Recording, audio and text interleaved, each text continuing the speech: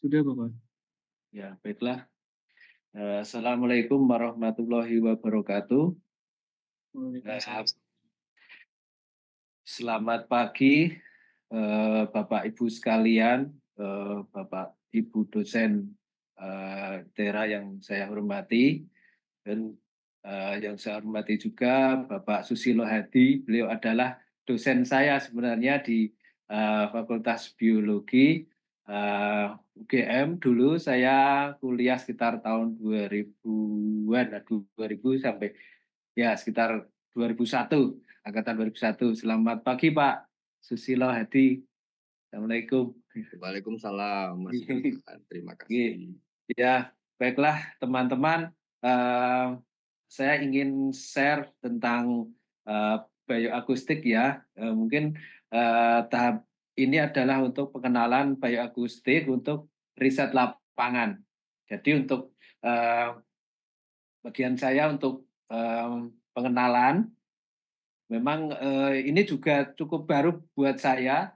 Ini, saya mengenalnya mungkin 2 tahun lalu ya, tentang, bioakustik yang secara bagaimana metodologi, eee, oleh karena itu, mungkin bagian awalan ini ya kita sharing saja dan diskusi tentang bagaimana, bioakustik ini sesuai dengan apa yang, saya ketahui. Baiklah, sebelum kita masuki ke bioakustik, mungkin, kita tahu, dulu tentang, eee, istilah, kita kalau, kegiatan di alam ya, khususnya untuk penelitian, eee, di sini konteksnya adalah untuk vertebrata dan insekta karena ini, kita tentang, bioakustik, begitu, eee jadi untuk ke lapangan biasanya kita, kajian itu tentang keragaman jenis seperti itu ya, tentang jenis-jenis, satwa, tentang jenis-jenis burung, jenis-jenis, mmm, kupu-kupu dan, insekta lain kan di suatu habitat dan sebagainya. Kemudian juga kita, kalau, penelitian juga tentang, spesies ya, kita spesifik ke spesies tertentu atau populasi, yaitu tentang habitat, kemudian tentang distribusi, perilaku, kelimpahan dan sebagainya. Kemudian, tentang ya bagaimana respon ya tentang satwa liar terhadap perubahan lingkungan. Ya, terkait dengan apa yang, perubahan lingkungan yang dibuat oleh manusia ya, eee, disebabkan oleh, manusia. Biasanya kita, ini menjadi hal yang, aplikatif untuk, kegiatan konservasi alam. Nah, mmm, selanjutnya slide, ya. Ketika melakukan kegiatan di alam, khususnya untuk penelitian, biasanya kita punya tantangan tersendiri dalam menghadapi, eee spesies ataupun, taksa yang kita, teliti di alam, karena pada umumnya vertebrata dan insekta ya, bersuara untuk berkomunikasi dan, respon lingkungan. Kemudian, eee, spesies target yang kita cari di lapangan itu terkadang itu sulit terdeteksi. Mungkin karena populasinya kecil atau dia sangat pemalu sifatnya ya, kriptik begitu. Kemudian, bisa juga karena memang belum kita kenal gitu secara, bioekologinya atau minim catatan, dari peneliti-peneliti sebelumnya sehingga kita, sulit untuk, mendeteksi begitu. Kemudian, juga tantangan, di lapangan itu kenapa kita mungkin kesulitan untuk mendeteksi juga karena kita punya keterbatasan waktu di lapangan. Karena kita juga terbatas sumber daya mungkin ya pendanaan atau waktu yang kita punya, kesempatan dan sebagainya. Selain itu juga, kita punya keterbatasan dalam, mmm, mendeteksi mereka. Jadi kemampuan selain, dari sisi satwanya, kita juga punya keterbatasan dari sisi kita sendiri. Mungkin, kemampuan kita mendeteksi, karena ketika mereka sembunyi kita sudah tidak bisa melihat, begitu. Atau mungkin kemampuan identifikasi kita, gitu. Kemudian tantangan, eee, selanjutnya ya di lapangan itu seringkali kita hanya mendengar suaranya, gitu, tanpa melihat wujudnya. Dan, ketika melihat mendengar suaranya kita pun akan kesulitan untuk identifikasi karena, eee, mungkin kita belum mengenalnya dan sebagainya. Jadi, apa, bahan untuk mengidentifikasi itu, eee, belum, tidak ditambahi dengan visual, gitu. Ini tantangan-tantangan yang ada di lapangan ya. Kemudian, eee ini kita sekarang mengenal, bioakustik, yaitu, di sini kita akan, membahas tentang passive acoustic monitoring. Jadi, bioakustik ini memang, bisa juga direkam seperti, Pak balon ini sedang merekam, suara burung yang ada di, alam begitu langsung ketika beliau, survei lapangan. Nah, ini digunakan untuk, melengkapi data, eee, vokalisasi dari, eee, satwa yang sedang diteliti. Nah, namun sebenarnya mungkin beliau juga, mengadakan, pengamatan langsung begitu, sehingga bioakustik ini sebagai data sekunder. Kemudian, bisa juga, bioakustik ini kita dengan cara memasang perekam suara secara pasif, jadi suaranya kita letakkan di suatu tempat begitu, dalam waktu yang relatif lama seperti gambar yang di atas itu dalam rangka untuk mengoleksi suara yang ada di, sekitarnya. Kemudian, dipanen, kemudian dianalisa dan, diinterpretasikan suaranya, begitu. Inilah kegiatan, bioakustik. Jadi bagaimana tadi, tantangan-tantangan di lapangan ini, eee, dengan adanya bioakustik ini mungkin sebagian bisa terjawab karena di sini bisa, kita, memasang dalam waktu yang lama gitu. Kemudian, satwanya juga bisa beraktivitas, secara bebas tanpa kita ganggu. Nah, ini, bioakustik adalah ini ya kegiatan mengoleksi, suara di alam, kemudian menganalisa dan, eee, menginterpretasikan suaranya, begitu. Kemudian, secara umum ya, menurut Gibbs dan kawan-kawan, berdasarkan, eee eee, apa, papernya, itu biasanya untuk kegiatan, bioakustik ini memang pertama itu device base ya, alat yang kita gunakan itu, alat perekam bisa, dengan audio MOV atau SWIP itu.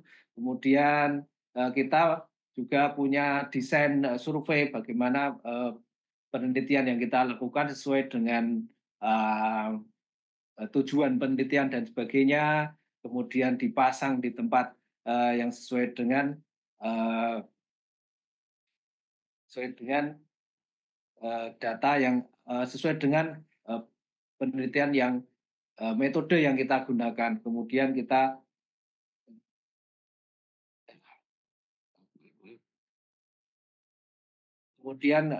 melakukan, manajemen data, mengoleksi data yang kita dapat di lapangan dengan membuat data, kemudian, kita, melakukan processing dan,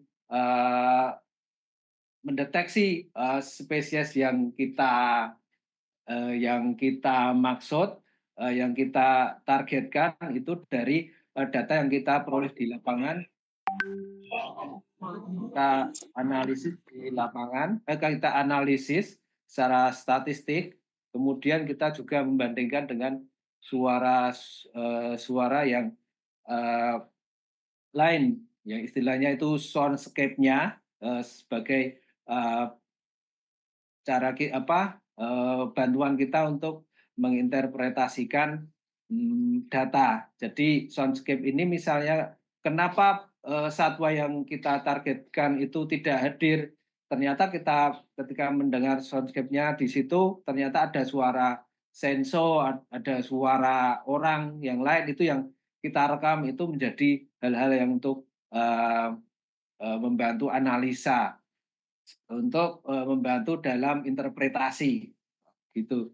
Kemudian ya mungkin ini nanti akan dijelaskan lebih detail lagi oleh Pak Susilo Hadi.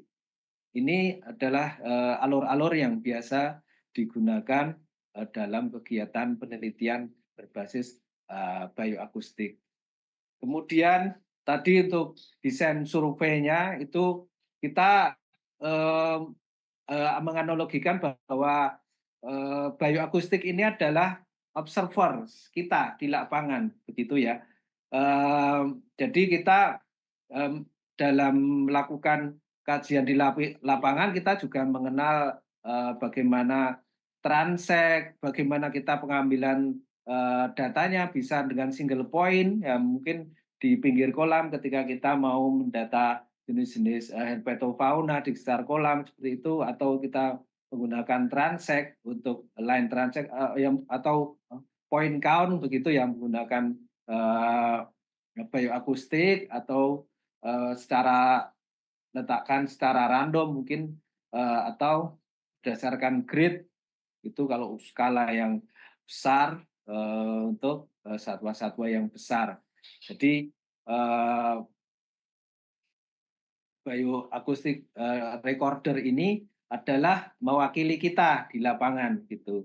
Jadi dia bisa mengambil datanya secara pasif gitu. Kemudian selain juga desain penempatannya, penempatan recordernya, biasanya untuk desainnya kita juga bagaimana kita mengatur bioakustik itu merekamnya, apakah secara continuous begitu, mungkin 24 jam atau mungkin siang hari, atau per jam, misalnya setiap 1 jam merekam selama 15 menit, atau setiap jam merekam selama 5 menit, atau 1 menit dan sebagainya. Itu desainnya.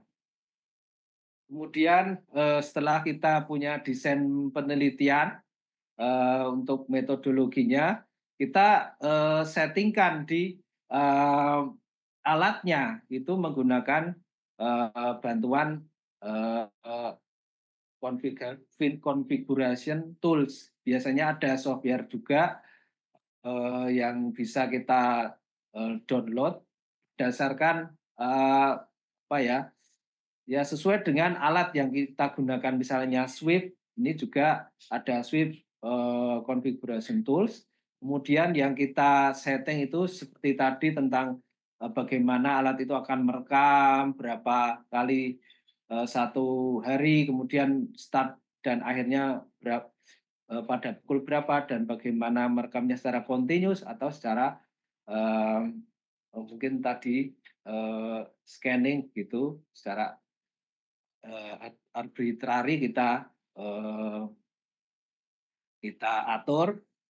Yaitu selain itu juga diatur tentang frekuensinya, tentang frekuensi dan gain-nya. Itu mungkin nanti bisa mungkin Pak Susilo mungkin bisa ini untuk lebih jelasnya atau ininya nanti. Kemudian setelah setting, kemudian kita pasang di lapangan begitu. Nah, ini alat yang tadi sudah disetting. Ini kita bawa ke lapangan sesuai dengan titik yang kita tentukan di dalam metode tadi. Itu. Biasanya dalam, audio mode atau sweep ini juga memiliki, casing ya. Kalau, sweep ini memang casing-nya sudah bawaan dari sana gitu, dan sudah ada, untuk speaker-nya itu menghadap ke bawah itu tadi ya, ini yang, eee, speaker-nya, kemudian diikat pada, kayu, sudah ada ikatannya dari sana, itu sudah disediakan untuk, kalau kita di alat ini. Kemudian, eee, ini adalah, kegiatan kami itu, Kanopi Indonesia dan Bisa Indonesia sedang, eee, survei tentang keberadaan burung, celepuk Jawa di Gunung Merbabu, Taman Nasional Gunung Merbabu, karena, spesies ini sebelumnya hanya diketahui hanya berada di, eee, pegunungan di Jawa Barat, gitu. Kemudian, dapat informasi bahwa di lokasi ini kemungkinan ada burung, celepuk Jawa atau Otus angelina ini, berdasarkan dari ranger di sana yang melihat, namun belum begitu yakin sehingga kita memasangnya, selama 69, malam itu, selama 1035 jam gitu. Kemudian dari, perakaman itu, kita, mendapatkan, 101 rekaman suaranya. Nah, ini adalah kelebihannya dari, alat ini karena, dalam survei ini sebenarnya kita juga melakukan pengamatan langsung secara transek, itu jalan, melewati jalur-jalur yang kita tentukan dan kita, eee, apa, berusaha untuk, mendengarkan suara itu, tapi, dari pengamatan langsung atau kita melakukan survei langsung itu tidak, memperoleh data. Justru dengan menggunakan, recorder ini, eee, burung, celepuk Jawa ini bisa terdeteksi. Jadi, sangat membantu sekali dalam, eee, survei kami untuk penelitian burung terancam punah, celepuk Jawa ini. Karena burung ini sebenarnya sudah terancam punah ya, itu, kategorinya sudah vulnerable kalau di IUCN dan, populasinya terbatas di, pegunungan-pegunungan di Jawa, seperti itu, khususnya di Jawa Barat. Dan berdasarkan penelitian ini, sudah diketahui bahwa di Gunung Merbabu itu positif ada, jenis burung ini. Jadi ini catatan baru, gitu. Kemudian, seperti, tadi saya sampaikan bahwa, untuk alat-alatnya, device-nya bisa pakai audio mode, itu, bisa juga Swift, One juga, mungkin, bisa dengan recorder-recorder tulisan HP atau apa sebenarnya bisa ya sebenarnya. Tapi, untuk setting-nya itu, mungkin agak sulit untuk bagaimana seperti tadi harus merekam tiap jam, eee, berapa kali seperti itu, mungkin hanya secara continuous. Kemudian, data yang ada di lapangan setelah kita, manage dengan, metadata, kemudian, kita, eee, buka hasilnya itu menggunakan, eee, software namanya Raven. Nah, software ini juga, sebenarnya, satu ini dengan, Swift One ya, yang itu, eee, mungkin, masih di bawah Cornell University.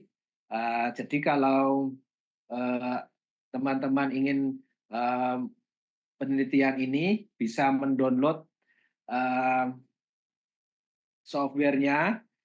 Kemudian biasanya kita, di sana itu harus ada mesinnya untuk, lisensi. Biasanya kalau lisensi itu kita peroleh dengan meng-email dari Raven Support ini. Jadi kita mengajukan permohonan kepada, pemilik ininya, kemudian akan digunakan untuk kegiatan yang non profit sehingga akan diberikan nomor seri secara cuma-cuma oleh mereka sehingga bisa digunakan gitu. Selanjutnya bisa ya. Nah ini teman-teman di Raven tadi kita mendapatkan ada suara ini mungkin teman bisa mendengar berbagai macam suara yang kita peroleh di sana. Nah, di eh, monitor ini kita akan melihat sonogramnya. Jadi ketika ada suara-suara itu akan ada sonogramnya, yaitu kayak semacam fingerprint gitu ya. Ketika bersuara burung atau satwa tertentu itu eh, bernyanyi atau mengeluarkan suara, dia akan memperlihatkan uh, warna bentuk-bentuk audiomorph yang spesifik seperti fingerprint begitu.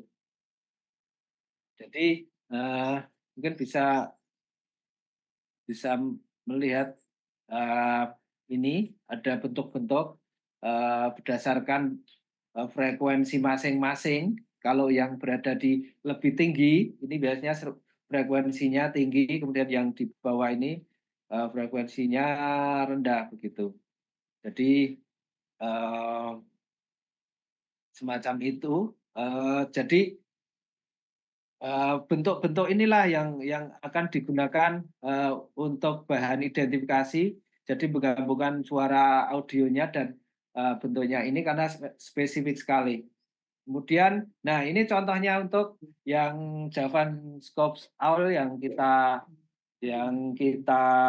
amati itu yang kita rekam. Nah ini bentuknya semacam ini. Terus kemudian suaranya. Nah, ini adalah suara dari Javanscope Owl atau burung celupuk Jawa, burung hantu celupuk Jawa. Nah, ini kita rekam pada waktu dini hari. Nah, ini menjadi data yang penting karena ketika kita sudah mendengar suara ini, kita sudah mengenalinya untuk besok-besok lagi, untuk survei ke depannya itu bisa membantu ketika mendengar suara semacam ini, itulah burung Javanscope Owl atau celempuk Jawa. Nah, ini ketika dibandingkan ya, ini untuk penelitian sebelumnya yang ada di Gunung Gede Pangrango, itu yang kita gunakan sebagai dasar penelitian kita di Gunung Merbabu itu memiliki suara yang bentuk audiomorph yang agak mirip ya, tapi agak berbeda. Kalau yang di atas itu di Gunung Gede, kemudian yang di bawah ini Gunung Merbabu. Nah ini cukup yang agak berbeda. Nah ini bisa digunakan untuk mungkin kajian-kajian tentang populasinya. Apakah memang populasi yang di Gunung Merbabu ini agak secara lokalisasi memang sedikit berbeda dengan yang ada di Gunung Gede Pangrango. Nah, ini menjadi kajian taksonomi yang sangat menarik selanjutnya. Ini jadi teman-teman ketika akan meneliti di lapangan mungkin suara-suara burung-burung yang atau satwa-satwa yang akan teliti di lapangan itu akan memiliki bentuk-bentuk yang khas begitu sehingga itu menjadi kajian menarik juga itu dibandingkan dengan suara jenis yang sama di tempat yang lain ini akan jadi sangat menarik. Kemudian Untuk, penelitian-penelitian lain ya sebenarnya, seperti, saya, ungkapkan tadi bahwa untuk, penelitian, kajian, gaya akustik ini tadi bisa digunakan untuk, mendeteksi, present absen spesies untuk keragaman begitu, dan ternyata jika dibandingkan dengan, penelitian, langsung, itu sebenarnya lebih murah gitu. Ini contohnya penelitian, yang dilakukan di Australia ini untuk, penelitian lapangan, dibutuhkan 51 sekian ribu dolar. Sedangkan jika penelitian menggunakan gaya akustik bisa, 13.000, eee, dolar gitu ya. Sehingga, eee, ini cukup, membantu untuk penelitian. Jadi ketika, dibutuhkan survei yang berulang kali, yang, dalam waktu yang lama itu logistik makanan, akan untuk akomodasi, untuk transport itu, bisa terpotong ketika kita bisa meletakkan alat, perekam di sana dalam waktu yang cukup lama. Jadi kita tinggal memasang kemudian memanen gitu. Ini juga, bisa untuk penelitian, eee eee, pola tahunan ini ya, aktivitas tahunan dari beragam, spesies, dari Januari ke Desember itu berdasarkan suara yang ditangkap dengan menggunakan, pasif, acoustic monitoring. Ini bisa mengetahui aktivitas, eee tahunan, dan bulanan dalam jangka waktu setahun. Kemudian, ini juga, untuk mendeteksi, aktivitas, harian berdasarkan vokalisasi atau suara, ini dibandingkan di dalam hutan dan di area, terbuka di hutan. Ini polanya ternyata, berbeda gitu. Jadi, sangat menarik sekali berdasarkan, apa, rekaman suara ternyata, eee, yang di hutan itu bisa sepanjang hari. Ini, kemudian, pada apa, di, daerah clearing ini hanya di pagi dan, sore hari. Kemudian ada juga penelitian, yang lain ya sebenarnya, tapi untuk, PAM ini memang, ada apa ya namanya, tingkatan-tingkatan penggunaannya. Itu yang dari yang paling mudah, kemudian, eee menjadi ke yang paling sulit untuk aplikasinya. Untuk yang, paling mudah itu digunakan untuk, penelitian, untuk keragaman gitu ya, jenis-jenis, satwa yang ada di habitat tertentu, itu kemudian, tentang apa, fenologi, eee, akustik, kemudian, eee kelimpahan, relatif ini yang 3 ini mungkin lebih masih mudah ya untuk dilakukan, tapi untuk yang model akupansi itu agak sulit karena, mungkin, eee, butuh, desain tertentu apalagi untuk, density estimation karena, untuk, penggunaan, bioakustik ini memang, eee ya memang ada hal-hal yang belum bisa dilakukan ya. Ini jadi memang, kelebihannya seperti tadi, kalau kita menggunakan bioakustik, itu kalau ke lapangan kita bisa tinggal masang kemudian, kita tinggal sehingga, eee eee, ada sedikit gangguan ke alam. Jadi kita tidak tiap hari mengamati atau istilah Jawa itu belasaan ke sana kemari untuk mencari satwa yang kita cari. Kemudian kelebihan juga untuk cover waktu yang lama. Jadi bisa dipasang selama berhari-hari atau mungkin 1 bulan, 2 bulan. Yang penting memori dari eee, alat perekam itu kuat, gitu. Dan baterai, gitu. Nah ini pada dasarnya bisa dilakukan untuk kegiatan rekaman yang cukup lama. Kemudian deteksi suara ini kan 360 derajat, bahkan atas, bawah, kanan, kiri itu semua gitu. Itu akan berbeda, ini akan beda dengan kamera trap. Misalnya kita pasang kamera trap itu kan ya mungkin bisa pasang 1 saja kita bisa 360 derajat, itu kita bisa mendengar suara dari segala macam suara yang terdeteksi gitu. Bandingkan dengan kamera trap itu kalau itu harus pasang depan belakang dan itu sesuai dengan angle-nya gitu, sesuai dengan eee berapa derajat itu. Jadi di luar itu tidak bisa terekam. Nah ini bisa dengan bioakustik ini bisa terdeteksi suara eee, yang apa, lebih luas gitu jangkauannya. Jadi secara spasial, kemudian secara temporal juga akan lebih eee, luas gitu.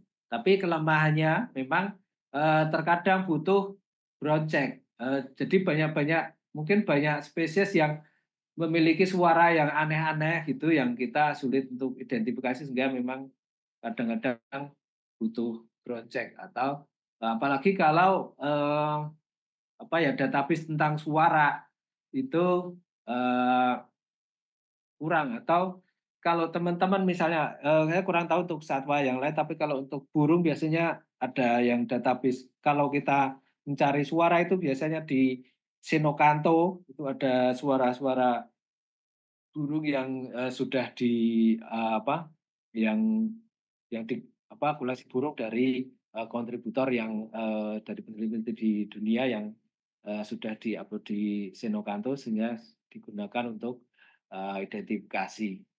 Tapi memang itu butuh eee, waktu ya. Jadi proses menjadi data di apa, bioakustik ini kelemahannya adalah butuh proses. Jadi kalau kita pengamatan langsung, sudah itu langsung kita catat, oh burung kutilang atau burung misalnya eee, apa, burung kakak ditulis gitu kan ketika ke lapangan. Tapi ketika menggunakan bioakustik ini kita perlu me-manage apa, eee, filenya eee, kita tata sesuai dengan plotnya, baru kita ambil satu-satu dan kita identifikasi di lab atau di rumah untuk identifikasi. Kemudian baru memperoleh data. Kemudian banyak hal yang mungkin sulit dijawab di sini ya, seperti tadi memastikan jumlah.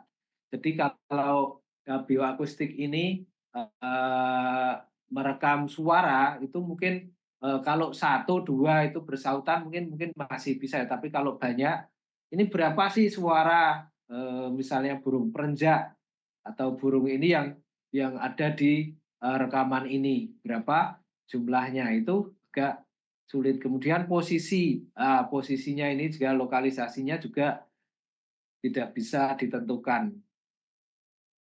Itu ini jadi untuk menghitungkan jarak ini belum bisa dilakukan. Inilah kenapa yang tadi saya sebutkan tadi bahwa di dalam estimasi densitas ini agak kesulitan di sini untuk eee, menggunakan bioakustik, kecuali kalau punya bioakustik yang banyak sekali yang dipasang di banyak lokasi sehingga eee, mungkin Di kaki luar ini memang lumayan berat ya? kemudian untuk alat ini juga karena dipasang di lapangan, jadi eee, kemungkinan bisa dicuri gitu pada orang-orang yang mungkin yang tidak bertanggung jawab diambil begitu. Jadi ini kelemahannya kalau karena ditinggal di lapangan bisa jadi curi seperti itu. Nah ini teman-teman kalau ingin apa lebih banyak tentang bioakustik, nah ini bisa dibaca untuk literaturnya. Ini juga beberapa slide yang tadi ada di sebelumnya kita ambil di sini, begitu. Nah ini, eee, demikian untuk, awalan, perkenalan dari bioakustik, ya ini mungkin secara, eee, cepat. Jadi mungkin kalau butuh yang lama mungkin, bisa lebih intensif lagi untuk, pelatihan sebelumnya setelah ini. Mungkin juga setelah ini ada Pak Susil Hadi mungkin lebih, ini lagi tentang teknik-tekniknya begitu. Nah ini, eee beberapa pihak yang apa, yang membantu dalam, eee, penyiapan, presentasi ini. Jadi, sekian, sharing dari saya. Jika ada pertanyaan mungkin bisa, lakukan di sesi tanya jawab. Terima kasih atas, waktunya dan mohon maaf atas segala kekurangannya. Assalamualaikum warahmatullahi wabarakatuh. Waalaikumsalam warahmatullahi wabarakatuh. Terima kasih banyak kepada Bapak Irwan Rasyadi atas pemaparan yang sangat informatif dan inspiratif. Selanjutnya kita akan mendengarkan materi dari narasumber kedua kita, yaitu Bapak Susilo Hadi SSC, MSc PhD. Beliau adalah dosen dari Fakultas Biologi Universitas Gajah Mada, Yogyakarta. Beliau menempuh pendidikan S1 dan S2 di Universitas Gajah Mada dengan bidang ilmu, zoologi, dan ekologi, dan pendidikan S3 di Groningen University dengan bidang ilmu perilaku hewan. Beliau juga memiliki beberapa publikasi jurnal artikel ilmiah, di mana salah satunya yaitu pengembangan sistem pemantauan bioakustik berbasis cloud untuk mendukung pengelolaan hama terpadu dalam produksi pertanian pada tahun 2019. Kepada Bapak Susilo Hadi, waktu dan tempat kami persilakan. Baik, terima kasih, Mas Muhammad Akil. Kemudian juga saya harus terima kasih.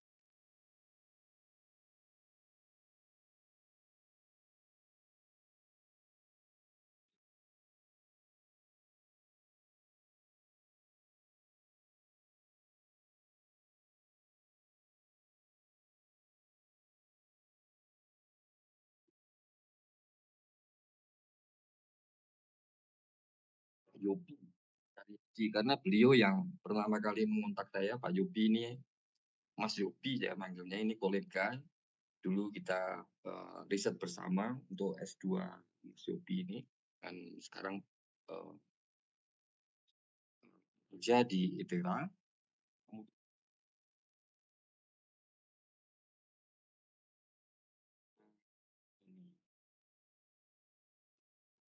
Kenal. Terutama tidak di kampus pada saat Mas Irfan kuliah, jadi banyak di lapangan. Baik, tadi sudah disampaikan oleh Mas Irfan tentang pendahuluan atau introduction tentang bioakustik, sehingga saya menerangkannya itu yang berikutnya, sesi kedua ini lebih ke melengkapi aja lah, karena sebagian sudah diterangkan dengan baik dan juga ada studi kasus tentang Japanese owl yang di Merbabu sebagai salah satu studi tentang perilaku atau sistematik tentang salah satu burung endemik di Jawa. Sebelumnya, sebelum masuk ke materi, kalau menurut saya bioakustik sendiri itu mohon dicek apakah sudah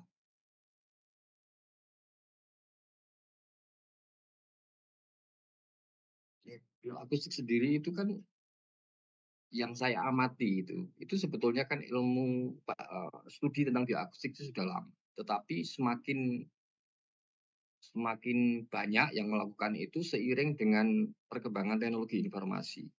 Jadi yang pertama itu kalau dalam studi-studi ekologi atau biologi secara umum itu kan pemanfaatan GIS di dalam monitoring lingkungan, gitu kan.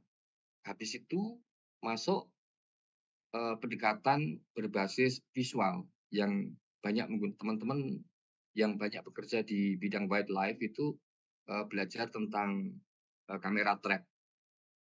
Nah, itu yang saya amati urut-urutannya seperti itu.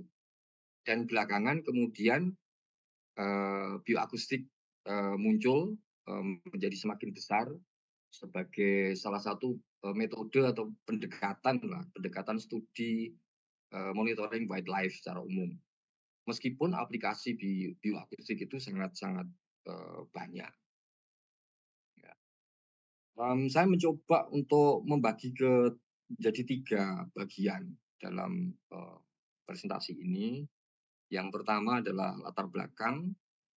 Latar belakang itu teori begitu ya, teori yang mendasari baik itu dari fisika akustik maupun dari sudut pandang biologi perilaku yang nantinya itu dijadikan landasan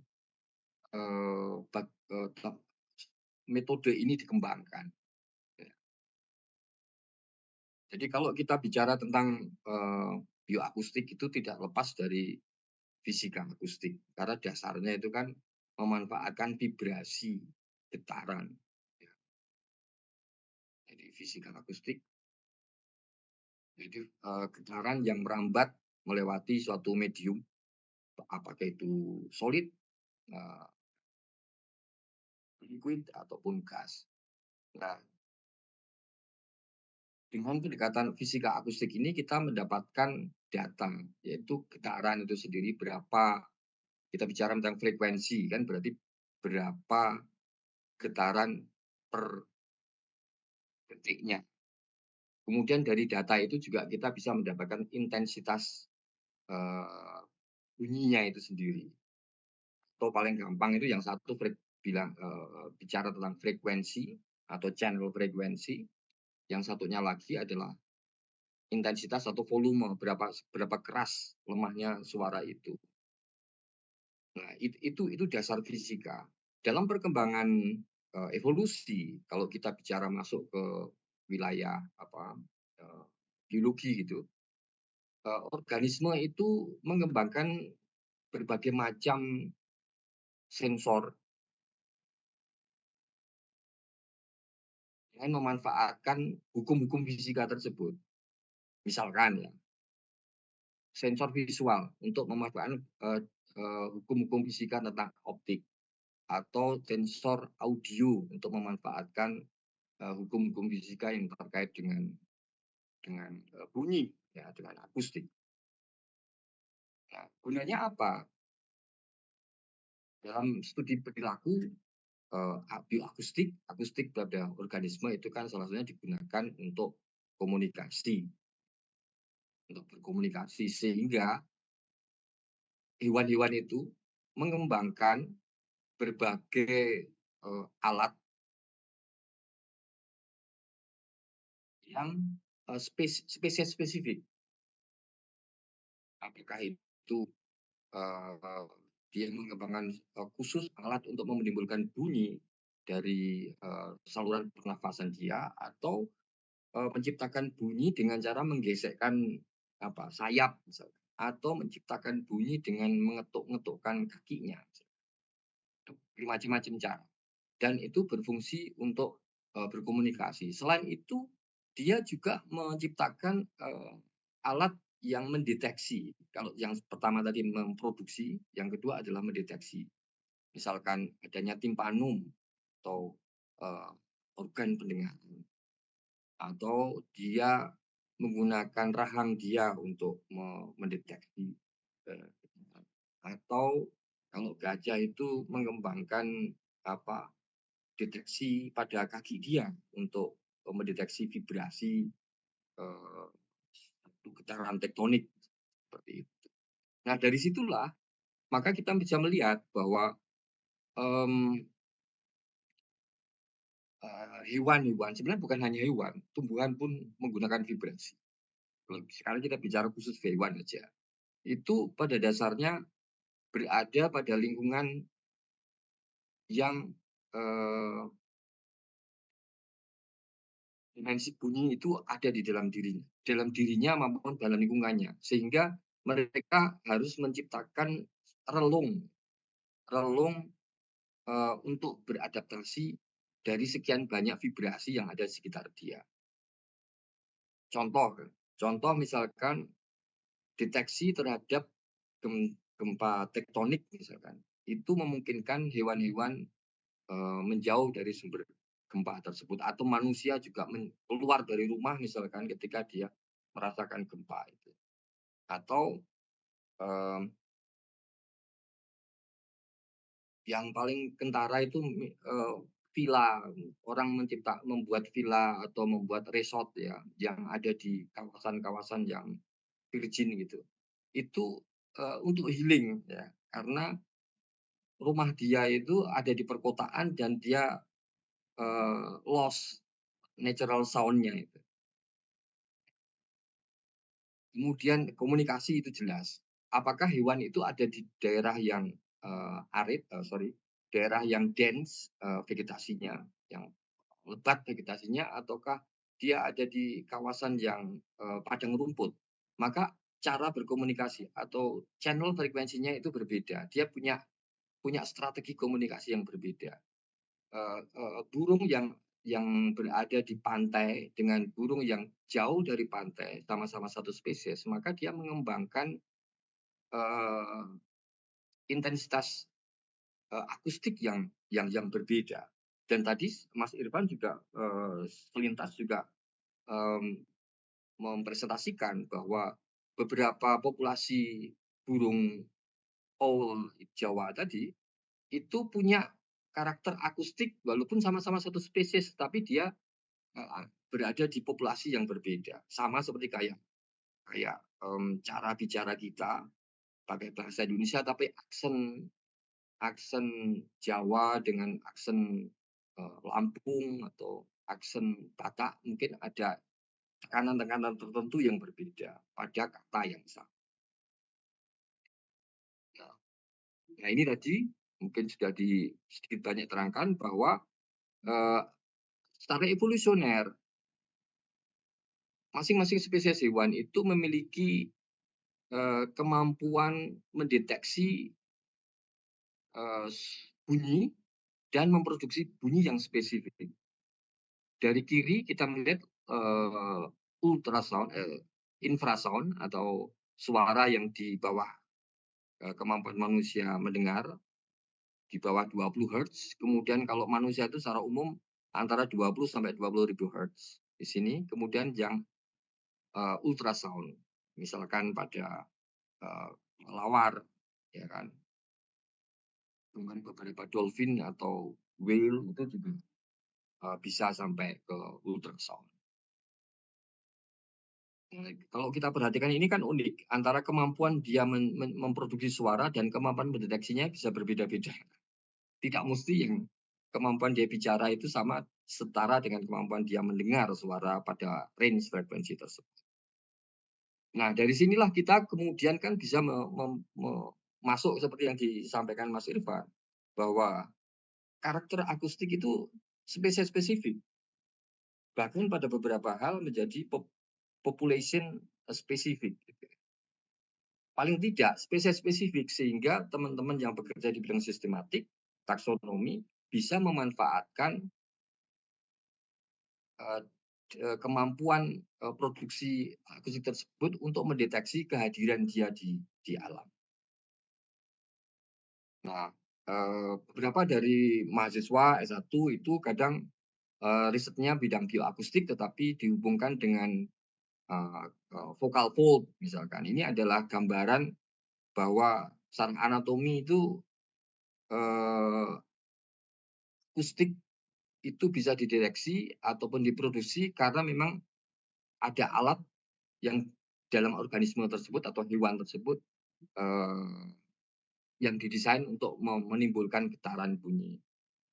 Dan itu bermacam-macam tadi saya sebutkan, kalau ini adalah deteksi dari sumber bunyi dan dia mendeteksi apakah mulai dari apa ini, dari ikan, amfibia, burung sampai mamal, mamal pun baik yang akuatik maupun yang terestrial itu punya karakter yang berbeda. Tapi secara umum dasar strukturnya sama. Dasar strukturnya sama.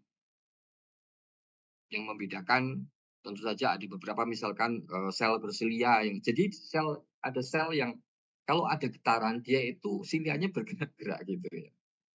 Nah, gerakan itu tergantung pada aktivitas dari silia. Kalau dia silianya itu sensitif pada range 1000 sampai 2000 dia akan bergetar, tapi di atas itu dia tidak akan bergetar. Sama seperti kalau kita bicara tentang kemampuan visual, vision dari kita sebagai manusia, kita trikromatik. Tetapi kalau misalkan sensor merah yang ada di retina kita nggak ada, maka nuansa merah tidak akan muncul, sehingga akan menjadi parsial, buta warna parsial, seperti itu. Mungkin semakin tua, beberapa silia yang ada di sel pendengaran tersebut itu kaku ya, sehingga kecenderungannya menjadi tuli misalkan. Itu bisa terjadi. Atau yang paling gampang dalam konteks spesies adalah masing-masing spesies itu mampu mendeteksi suara dengan spesifikasi tertentu. Kayak gitu. Nah, kalau ini adalah alat yang untuk memproduksi suara, kita lihat di sini tidak semua suara itu dihasilkan oleh sistem pernapasan gitu ya. Tetapi ada yang dipakai sayap, menggunakan sayap misalkan pada insekta. Dan insekta ini teman-teman entomologi biasanya memanfaatkan desain dari scraper ini, mirror and scraper yang ini sebetulnya digunakan untuk menciptakan suara, menimbulkan bunyi atau jangkrik itu krik-kriknya itu, ya kan, seperti kayak sisir yang digaret gitu ya, akan menimbulkan bunyi. Nah ini spesies spesifik. Jadi berapa giginya, nah rentang dari gigi satu gigi dua itu jaraknya berapa panjang, itu related dengan spesies tertentu. Itu kenapa kemudian ketika menghasilkan bunyinya beda-beda. Ya, ada ikan pun ada bunyinya, ya kan? Dia bisa bersuara. Nah, apalagi ini mamal laut, misalkan dolphin dan sebagainya. Sehingga tadi seperti yang disampaikan oleh Mas Irfan, maka setiap spesies itu akan memunculkan karakter akustik yang beda-beda. Contoh paling gampang, kalau manusia itu rentangnya itu di bawah 1000 lah. Ya. Itu pun nanti karakternya apa? Bariton, bass, tenor, itu beda-beda. Itu kenapa kalau penyanyi profesional, dia itu hanya memegang mic tertentu yang sesuai dengan karakter akustik dia. Ya. Nah, apalagi kalau misalkan kita menjadi peneliti biologi yang kadang kalau sudah pengalaman, tidak usah mendengar bunyinya, melihat spektrogramnya itu sudah bisa mengira-ira kira-kira itu spesiesnya apa. Karena misalkan jangkrik ya, jangkrik itu umumnya ada di 4000 ke atas. Channelnya tinggi. Kemudian burung agak di bawahnya, kemudian mamal itu paling bawah. Ya, manusia juga itu relatif bawah. Ya, itu seperti kayak channel pada radio atau televisi ya. Jadi masing-masing spesies itu punya channel. Itu kenapa kemudian ada muncul ini akustik hipotesis. Jadi hipotesis tentang akustik dari satu hewan berdasarkan relungnya. Kalau dia itu tinggal di mendiami lantai hutan dengan mendiami kanopi, itu punya strategi yang berbeda di dalam akustik. umumnya kalau dia mendiami lantai hutan, dia menggunakan channel yang rendah atau frekuensi yang rendah. Sementara kalau yang di kanopi yang tinggi, apalagi di daerah yang padang rumput, itu channelnya frekuensinya tinggi.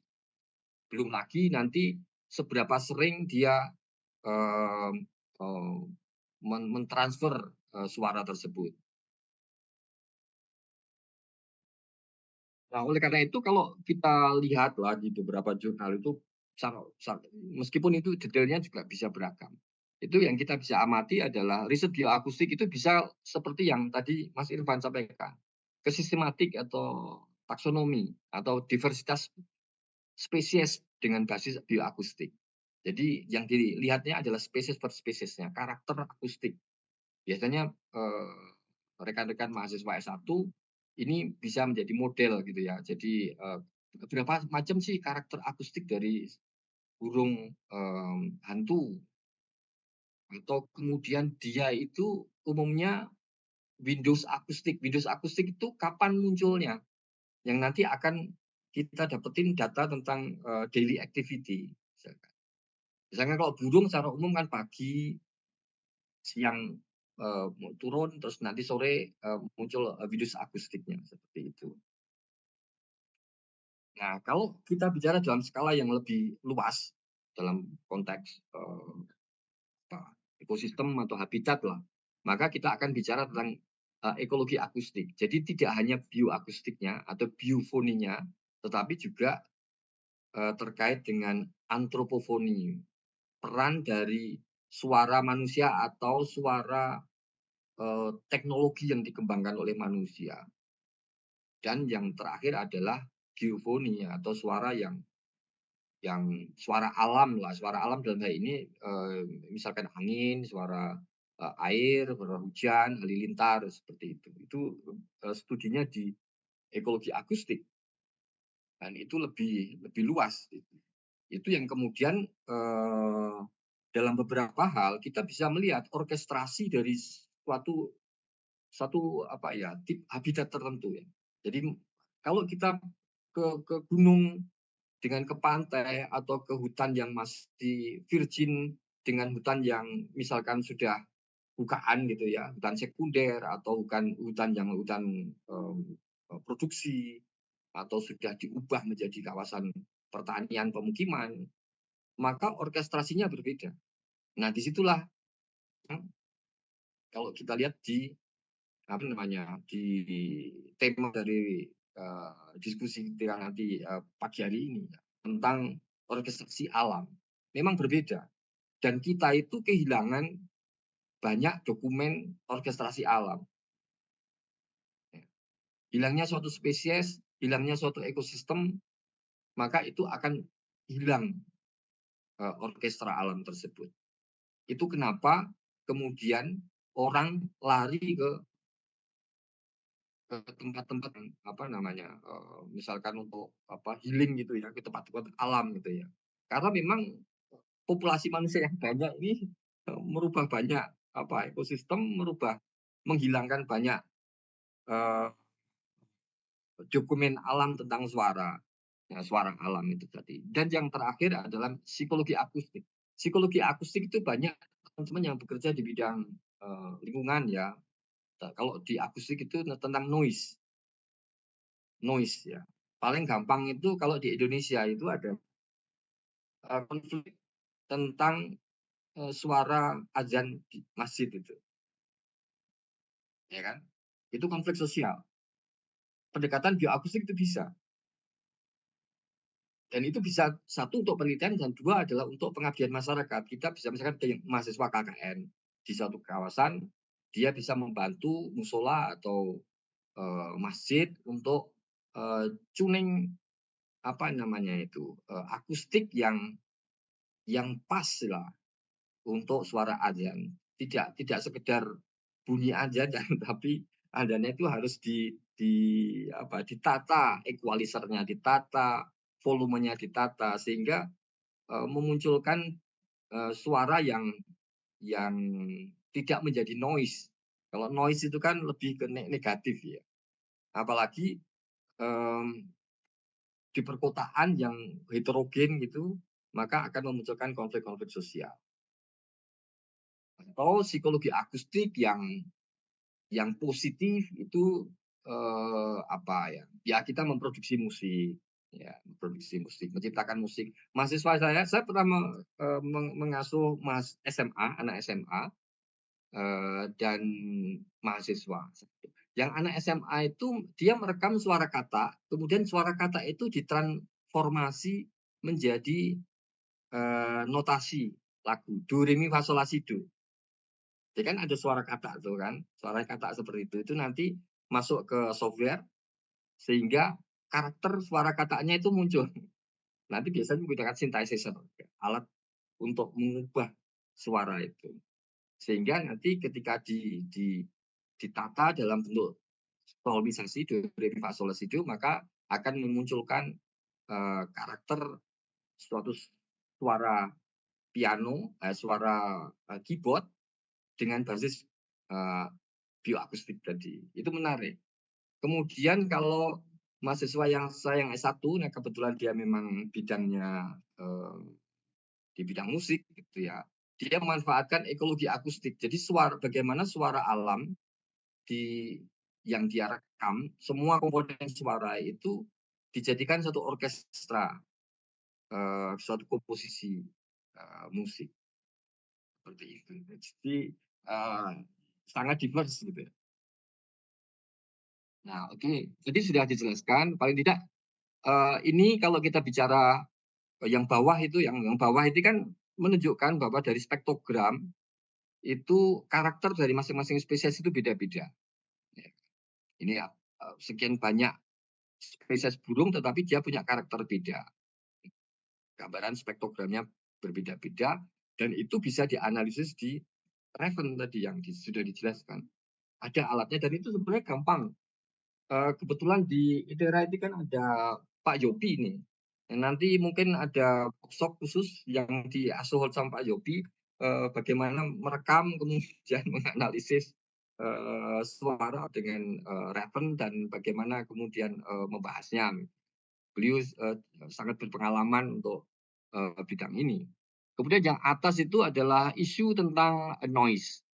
Jadi misalkan kenapa sih suara kendaraan bermotor, misalkan ini helikopter atau propeller pesawat terbang atau kendaraan yang lewat, itu mengganggu. Mengganggu itu disebabkan karena dia melakukan masking. Masking itu menutupi. Jadi blocking. Jadi kalian bayangkan kalau frekuensinya itu sama dengan frekuensi burung dan intensitas suaranya tinggi, maka ketika ada burung itu bernyanyi, maka dia ke blocking, jamming kalau bahasa kita manusia. Kena jamming sehingga dia tidak bisa berkomunikasi, maka dia harus lari keluar dari habitat tersebut. Nah, isu-isu itu yang menjawab tentang dinamika habitat, perubahan habitat atau perubahan suatu kawasan. Kemarin 2 bulan yang lalu saya pergi ke daerah IKN, jadi dengan teman-teman BRIN itu meneliti tentang monitoring kawasan yang dijadikan ibu kota itu. Jadi kita pasang alat, kita punya data dasar tahun ini dan nanti setiap tahun akan kita lihat bagaimana perubahan suatu kawasan tersebut seiring dengan itu hutan produksi nanti kan akan diubah menjadi suatu kawasan pemukiman, kawasan perkantoran, kawasan ibu kota yang saya pikir itu sangat hiruk pikuk. Jadi soundscape atau landscape akustiknya itu seperti apa nantinya. Kemudian, nah ini saya masuk ke alat dan recording. Tadi ini hanya mendetailkan tadi yang saya sampaikan Mas Irfan. Jadi kalau kita bicara tentang peralatan akustik, itu ada 2 lah paling tidak yang utama, yaitu mikrofon. Mikrofon itu tidak sekedar mikrofon sebetulnya, karena masing-masing mikrofon itu punya karakter. Ada yang menyebutnya omnidirectional. Jadi misalkan kalau merekam yang model PAM itu menggunakan omnidirectional mikrofon. Jadi dia bisa merekam 360 derajat suara. Ya. Sedangkan yang kalau misalkan studinya fokus pada satu spesies dan itu kita berburu atau aktif recording, maka biasanya kita akan menggunakan yang unidirectional microphone. Unidirectional microphone itu yang ini yang ditulis shotgun ini. Jadi panjang, biasanya panjang dan sudutnya sempit untuk menangkap. Jadi di luar sudut misalkan 60 derajat atau berapa atau 45 derajat itu dia tidak akan terdengar. Beda dengan omnidirectional, dari manapun suara itu dia akan terdengar. Mungkin dari beberapa teman-teman yang punya podcast gitu, itu biasanya pakai mikrofon mana? Cardiac mikrofon ya atau bidirectional mikrofon. Jadi dia wawancara itu hanya ke depan dan ke belakang misalnya. Jadi ini spesifik mikrofon. Ada yang murah, ada yang mahal. Ini dilihat dari apa ya, pola cara menangkap suara. Ya. Biasanya kalau unidirectional itu bentuknya kayak bulat-bulat gitulah, ya, membulat gitu. Nah ini dia. Ini yang macam-macam ini mikrofon. Tapi jangan khawatir. Untuk pendahuluan teman-teman mahasiswa bisa menggunakan HP-nya itu untuk merekam suara yang ada di hutan atau di tempat dia meliti. Ini adalah contohnya shotgun. Ya, semakin panjang semakin sempit sudut pengambilan apa namanya rekamannya atau menggunakan parabola semacam ini sehingga suaranya itu yang tengah ini, gambar tengah ini, parabola ini, jadi dia mengumpulkan suara ditangkap oleh parabola, kemudian suara terus dipantulkan ke mikrofon yang ada di tengah. Dan yang paling kanan ini adalah hidrofon. Jadi setahun yang lalu saya ikut penelitian sama Angkatan Laut itu. Jadi ceritanya itu mau mencari suara paus di daerah NTT sana. Pada saat itu pas matahari gerhana matahari kan. Ya, tidak ketemu juga karena tidak gampang. Jadi ini hidrofon desainnya adalah memang dicemplungkan ke dalam air. Seperti itu. Nanti dia akan merekam. Nah, ini yang kalau rekan-rekan tahu ini kalau nonton film James Bond ini bintang film James Bond yang jadi apa bosnya 007 itu. Nah, dia itu menggemari merekam suara pohon. Itu juga bisa direkam. Jadi kayak stetoskop dia. Beberapa teman-teman kehutanan sebetulnya tahu alat yang model seperti ini karena itu digunakan untuk melihat kesehatan dari suatu pohon. Apakah pohon itu di dalamnya tuh apa namanya sudah berongga atau dia kena penyakit tertentu. Nah, itu bisa dideteksi dari sini. Kemudian yang bawah kanan ini adalah mikrofon untuk ultrasound. Jadi spesifik untuk merekam kelelawar misalkan seperti itu. Macam-macam. Nah, kemudian yang kedua adalah alat perekamnya. Alat perekamnya dari yang sederhana pakai HP atau pakai yang sudah komplit seperti kayak meter Umod, Peterson itu sudah komplit. Tetapi beberapa orang kalau dia merekam tidak pakai metode pump itu menggunakan peralatan yang seperti ini. Apakah itu dari Marantz atau Maxspray atau Zoom. Nah, yang bawah ini adalah macam-macam perekam untuk ultrasound. Ya. Kalau yang di atas itu biasanya anak-anak band itu menggunakan untuk recording, indie recording ini. Karena ini channelnya macam-macam. Atau kita bisa menggunakan untuk eksperimen. Jadi saya pernah membantu teman dari kedokteran hewan eksperimen tentang kicau burung yang dikasih protein tertentu. Maka yang pakai Zoom yang channelnya banyak itu kabelnya ada berapa? 6. Ada 6. Jadi nanti kita buat kotak 1, kotak 2, kotak sampai 6. Masing-masing kotak kita kasih mikrofon. terus burungnya diletakkan di situ. Nah, kotaknya itu kedap sehingga hanya, burung yang di dalam kotak itu yang bisa kerekam. Nah, apakah protein tertentu itu, memicu apa, frekuensi, kicauan, sering berkicau apa tidak? Karena buat teman-teman kedokteran hewan, kalau teman-teman tahu ya, mereka itu kadang mendapatkan proyek ketika ada kicau maniak kontes. Pada saat kontes, itu dokter-dokter hewan itu banyak kedatangan pasien disuruh apa namanya, nyuntik hormon, ya, testosteron sintetik lah untuk burung-burung itu supaya besoknya itu kicauannya itu terus-menerus. Jadi di booster seperti itu. Itu menarik itu saya waktu membantu mereka itu. Oh, ternyata begitu juga ya dalam kompetisi kicauan itu ada cara-cara yang tidak fair karena dia menggunakan sintetik steroid kan itu. Meskipun sebetulnya kalau dosisnya tinggi itu malah mati karena dia kan di apa ya ditekan gitu ya. Nah, kemudian settingnya tadi juga diajarkan macam-macam settingnya ada yang langsung seperti Mas Irfan langsung ada beltnya langsung di atas apa namanya di pohon disatukan gitu. Kemudian juga saya perlu menyampaikan bahwa kalau yang di bioakustik kan rata-rata merekam. Sebetulnya ada juga teknik yang tidak merekam, tetapi kita melakukan manipulasi suara. Jadi yang kanan ini adalah sound generator.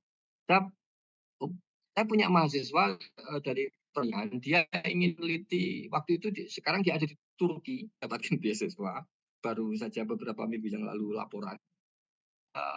Dia meneliti tentang, fekuditas dan reproduksi dari orang coklat ya. Nah, telurnya itu loh, telurnya itu. Nah, dengan ini eksperimen, basisnya adalah, suara. Jadi kita kita anu, kita ganggu dia dengan frekuensi tertentu, eee, apakah kemampuan bertelurnya itu berbeda. Seperti itu. Atau dulu pernah ada, meskipun gagal, risetnya adalah mengusir burung dengan suara tertentu. Atau sebenarnya di BRIMOB itu ada, brigadir mobil yang biasanya untuk mengusir demonstran itu.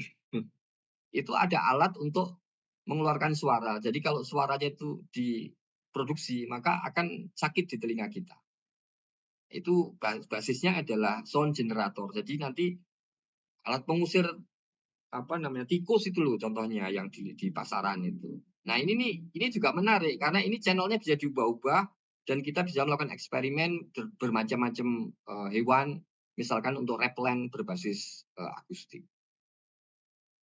Nah ini tadi kalau gambaran aja lah, tadi sudah disampaikan Mas Irfan, kalau biasanya penelitian ekologi akustik itu, merekam atau PAM atau ekologi akustik itu merekam, secara keseluruhan gitu ya. Tapi kalau misalkan aktif, recording itu perekamnya di bawah, kita berburu. Saya pernah, lama tinggal di Kepulauan Mentawai untuk mengambil data, mmm, apa namanya, gibbon gibbon Mentawai itu. Itu kan harus pagi-pagi gitu. Jadi kita berburu, karena dia itu paling lama 30 menit, atau kalau mungkin di Lampung itu siamang kali ya. Nah, bisa PAM, bisa, monitoring, apa namanya, pasif, tetapi kalau ingin mendapatkan data yang bagus kadang-kadang kita membutuhkan apa, aktif mendekati ke ke objek yang kita mau rekam. Jadi dikejar 30 menit itu waktu yang cukup, misalkan kita berada di hutan untuk mendekati, sumber suara tersebut sehingga kita akan bisa mendapatkan, rekaman suara yang bagus. Karena rekaman suara yang bagus itu menentukan nanti analisisnya. Nah, ini yang tadi sudah disampaikan kalau, secara umum itu kan ada pasif akustik monitoring atau aktif akustik, terserah apakah di terestrial atau di laut. Di laut itu, masih banyak kosongnya untuk riset-riset di laut. Dan,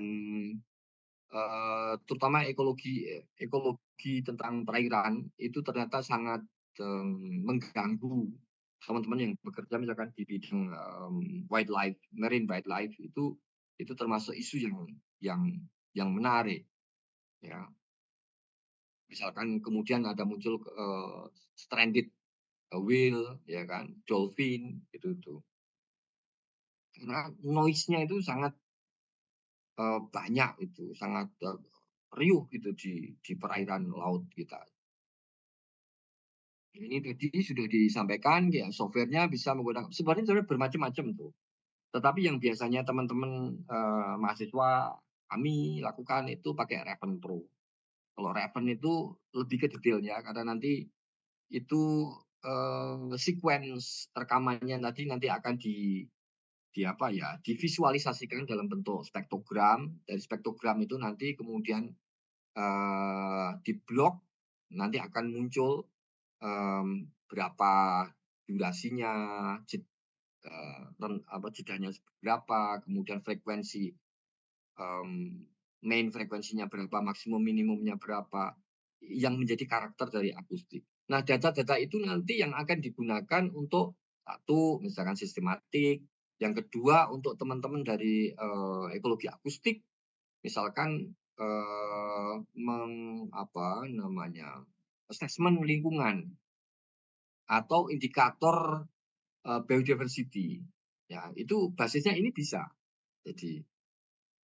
Jadi basisnya bukan spesiesnya tetapi seberapa banyak karakter akustik yang muncul di kawasan itu, maka bisa menjadi indikator biodiversitasnya tinggi. Karena tadi basisnya kan masing-masing spesies itu punya range frekuensi yang berbeda-beda. Nah, sistem itu nanti akan mendeteksi itu. Dan sekarang ini kan ada kecenderungan secara internasional itu berusaha secepat mungkin data akustik digital ini untuk langsung diterjemahkan ke dalam spesiesnya itu apa. Nah, gitu. Jadi dengan meletakkan perekam di lapangan, kemudian di baterainya atau pakai solar panel, kemudian datanya itu dikirim ke cloud, dari cloud itu kemudian akan di download di kantor, di kampus itu atau di pusat penelitian. Jadi secara real time dan apalagi dengan artificial intelligence, dengan karakter akustik yang seperti itu nanti akan muncul diterjemahkan spesiesnya apa. Itu memungkinkan seperti ini. Dan ini sama runtutannya, jadi dari data lapangan sampai ke analisisnya, ini perlu penjelasan lebih lanjut saya pikir. Kemudian untuk riset-riset bioakustik ini banyak macam sebetulnya. Dan silahkan di browse di di jurnal-jurnal yang basisnya akustik itu sangat beragam, aneh-aneh. Termasuk saya membantu teman dari fisika akustik itu menerjemahkan suatu kawasan perkotaan. Jadi kota misalkan Yogyakarta dengan Malioboro atau Semarang dengan kawasan daerah Simpang 5 Semarang itu punya karakter akustik yang berbeda-beda. Oleh karena itu desain tata kota itu bukan sekedar fisik gedung, tetapi juga di mana meletakkan kawasan restorannya di mana, kawasan untuk pub musik yang ada di sebelah mana, seperti itu. Dan itu menarik buat teman-teman di bidang arsitek. Termasuk juga kalau mereka bekerja untuk mendesain gedung yang green ya. Green building itu salah satunya adalah kemampuan meredam suara. Misalkan untuk kampus ya. Sekarang itu green building itu selain untuk hemat energi juga isu tentang akustik juga berperan. Jadi ini ada habitat type, jadi kita bisa mengkarakterisasi dari tipe habitat. Ekologi community itu lebih komunitas burung, misalkan bagaimana perilaku antar burung tersebut, prey dan predator behavior antar mereka dan sebagainya. Kemudian spesies specific behavior, environmental noise tadi, contohnya tentang kalau di kawasan perkotaan seperti sekarang ini hari Sabtu ya, saya sudah ke kampus pikir saya lebih tenang, ternyata di kampus sebelah ini ada dangdutan. Ada acara apa ini, acara kumpul bersama alumni itu nampaknya. Kemudian Acoustic for Agriculture, tadi yang saya terangkan ya, untuk replan military defense. Jadi ini juga menarik, kalau kalian perhatikan, Rusia itu mengembangkan apa namanya, alat kalau biasanya, ranjau itu kan kalau keinjak baru meletus. Nah, dia itu mengembangkan ranjau yang mendeteksi kehadiran dari, tank musuh, ya. Karena suara dari kendaraan itu kan bisa dideteksi dekat dan jauh dengan efek Doppler tadi. Sehingga ketika dia itu mendekati, tidak usah kendaraannya itu nginjak, apa namanya, ranjaunya, tetapi begitu pada jarak tertentu, karena ranjaunya itu diletakkan di samping dari jalan, maka dia akan terlontar itu, apa, peledaknya. Jadi dengan cara ada empat empat mikrofon yang dipasang dan 4 mikrofon tadi itu, bisa untuk mengukur, ruang 3 dimensi dari kendaraan yang lewat. Nah, kayak ya saya pikir itu menarik itu, military defense, di bidang akustik, kemudian apalagi ya, beberapa teman dari teknologi pertanian itu mengembangkan alat tersendiri. Kalau kita membeli alat itu ada yang murah, ada yang mahal, yang bagus mahal, tetapi saya pernah membantu teman dari teknologi, pertanian untuk menciptakan alat sendiri, supaya ya untuk mahasiswa S1 juga untuk belajar, menciptakan alat, perekam, bioakustik ya. Saya pikir itu yang bisa saya sampaikan, mungkin akan lebih menarik dengan sharing dalam diskusi nanti ya. Itu yang bisa saya sampaikan, Mas Muhammad Agil. Baik, terima kasih untuk Bapak Susilo Hadi atas pemaparan yang sangat bermanfaat. Maaf, ini yang kelewatan, ini adalah buku ini, mudah di-download sebetulnya, ini Soundscape Ekologi, ini banyak bicara tentang soundscape. Kalau yang tengah itu adalah jurnal yang biasanya, di teman-teman mempublikasikan di sini, dan yang terakhir adalah Acoustic Communication in Animal, jadi lebih kepada, penjelasan tentang, spesies spesifik, berbasis akustik. Oke, matur nuwun. Baik, Pak. Terima kasih. Eh, Untuk peserta diingatkan untuk mengisi presentasi yang telah disediakan dalam chat. Selanjutnya kita akan memasuki sesi tanya jawab bagi Bapak, Ibu, atau teman-teman yang memiliki pertanyaan. Dipersilakan untuk menuliskannya di kolom chat atau menggunakan fitur raise hand. Sesi pertanyaan selama 30 menit. Untuk yang ingin bertanya kepada Bapak Susilo dan Bapak Irfan, agar raise hand untuk 2 orang pertama.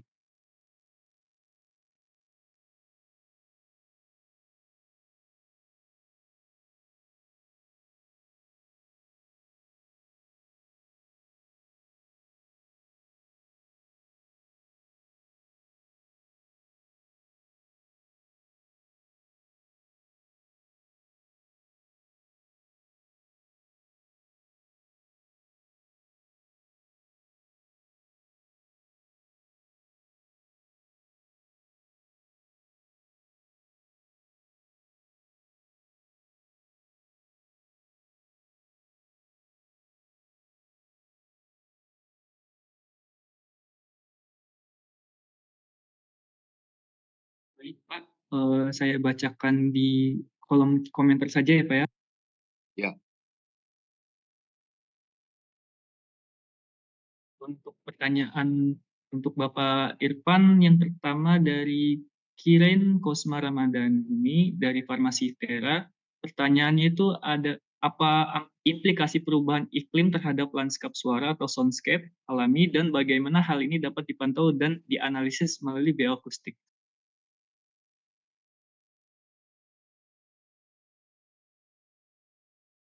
Ya, terima kasih. Pertanyaannya cukup berat karena ini langsung hubungan dengan climate change ya, itu climate change itu global yang berdampak itu yang cukup beragam terhadap masing-masing lokasi atau ekosistem ya. Jadi kalau mengukur secara global agak sulit ya. Kalau climate change itu kan memiliki dampak begitu ya. Itu dampak ke alam misalnya terjadi kekeringan di suatu lokasi. Nah, itu kan kita seperti tadi disampaikan Pak Susilyadi itu kan ada namanya monitoring begitu ya. Jadi kalau itu bisa dilakukan misalnya dampak dari climate change itu apa dulu gitu. Misalnya ada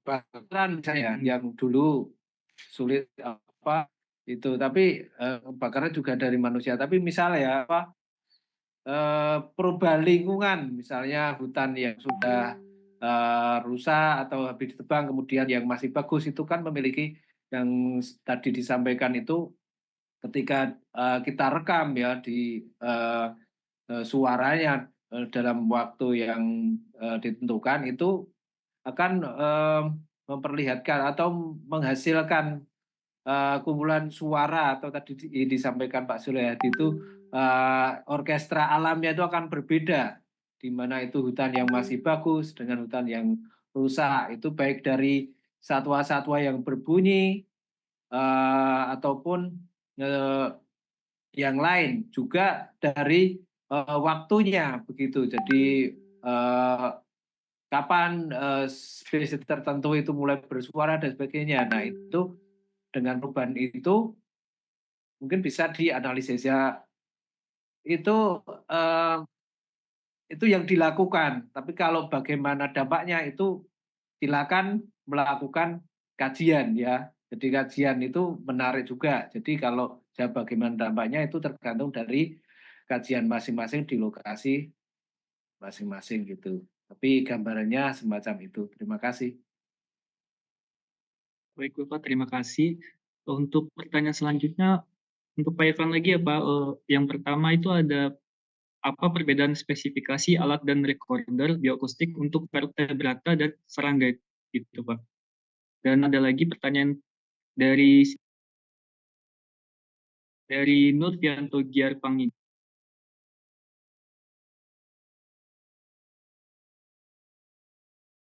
Dengar suaranya. Baik Bapak, saya ulangi. Untuk pertanyaan Norvianto itu bagaimana proses identifikasi taksonomi spesies vertebrata dan serangga berdasarkan data bioakustik dan peranannya dalam penemuan spesies baru. Baik, terima kasih ya. Ini mungkin kalau itu untuk serangga dan vertebrata mungkin itu yang diatur adalah bagaimana alat itu bisa mendeteksi frekuensi gitu. Tadi disebutkan oleh Pak Susilyadi berbagai macam suara yang dihasilkan oleh satwa ternyata memiliki frekuensi yang berbeda. Ada yang ultrasonik, ada yang supersonik, ada yang ini, ada yang masih jangkauan manusia yang bisa kita dengar gitu. Nah itu pada yang kemarin apa yang alat yang saya ketahui yang SWIP itu ada itu mengukur dari detektornya apa sampel rate-nya itu berapa Hz yang bisa diterima. Biasanya kalau kita tahu dari satwa itu berapa Hz ya, misal kalau yang kita dengar misalnya sekitar 40 Hz gitu, berarti range-nya kita naikkan 2 kali lipat begitu. Jadi 2 kalinya gitu. Tapi kalau untuk serangga dan vertebrata itu mungkin ya tergantung berapa jangkauannya. Mungkin alat tidak semua alat itu bisa merekam. Mungkin ada alat khusus yang bisa merekam dari frekuensi yang misal ultrasonik atau infrasonik itu mungkin ada alat khusus. Mungkin Pak Susilyadi mungkin lebih paham untuk alat bagaimana penyetingan untuk yang tidak kita dengar semacam itu. Mungkin Terima kasih.